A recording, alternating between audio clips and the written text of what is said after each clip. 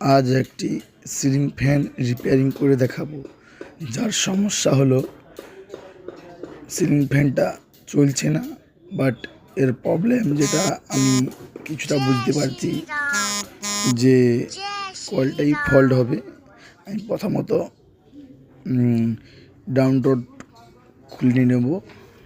Down road খুলে নেওয়ার পরে ক্লাম কানেকশান যে ক্লাম আছে, কানেকশানের ক্লামগুলো আমি খুলে নেব, ক্যাপাসিটারও খুলে নেব। এরপরে আমি টেস্টিং করার জন্য একটি তার দিয়ে কারেন্ট দিয়ে চেক করব চলছে কি না। চেক করছি, বাবা এদের শর্ট মারছে দেখছি, তাহলে কয়েলটাই বডি হয়েছে। প্রথমত 4টে নাট খুলে নিলাম আমি। 4টে নাট তিনটে নাট খুলে নেওয়ার পর